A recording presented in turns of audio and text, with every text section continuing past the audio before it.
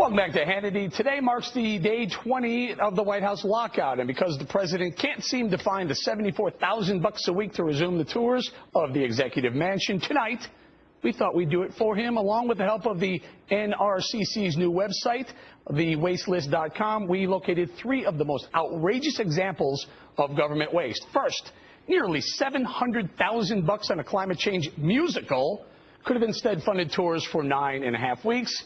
Second, $2 million in loans were sent to 10 cupcake shops here in the U.S. That's 20 weeks of tours. And get this one, third, if the government stopped producing pennies, which cost more to make than they're worth, it would save $70 million. That could be used to bankroll 946 weeks of tours, which translates to, get this, 18 years. Mr. President, it's time to open our White House. Join me now with reaction is Republican Congressman Louie Gohmert of Texas and Democratic Congressman John Garamendi of California, both good friends of mine. Welcome, both of you gentlemen. Congressman Garamendi, can I start with you, sir? Let me start with you, Congressman Garamendi. Surely you agree that the People's House should be open and the $74 grand is chicken feed for big spending Obama? Well, I certainly agree it ought to be open. I know a lot of my constituents are always contacting me all the way from California. They've spent weeks, months, even years collecting their money, including pennies, to get to the White House to do the tour, and it ought to be opened. And yes, there are many, many ways to find the money, and let's get it done. It is the People's House. Open it up. All right. Congressman Gohmert, can you believe the Obama administration and the left is using fireman first tactics to blame you Republicans for the kids getting shut out of the White House tours? Well, I sure cannot, because we haven't seen any proof that they're actually saving $74,000. It's my understanding that the Secret Service have simply been reassigned. If the Secret Service had been reassigned, then there really isn't a savings. That was what the cost was, we were told. And I know John and I, we have had our budgets cut 20% over the last 3-year period. And like I'm sure John is still getting people tours, still doing constituent services.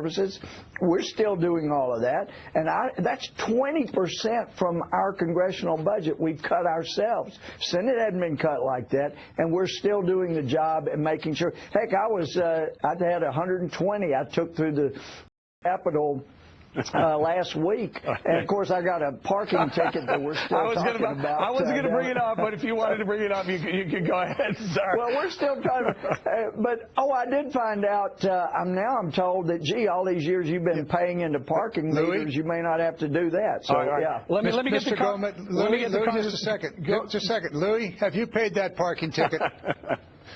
We're still, John, we're still trying to find out. I've been told for 8 years we could park in that curb right there. So we're working on it. Congressman Garamendi. I'll pay it if I owe it, for sure. Nobody's above the law. Hold on, Congressman. Congressman Garamendi, as Lieutenant Governor of California, did you and the Governor ever close the State House for budgetary reasons? And if you haven't, why would that be any different?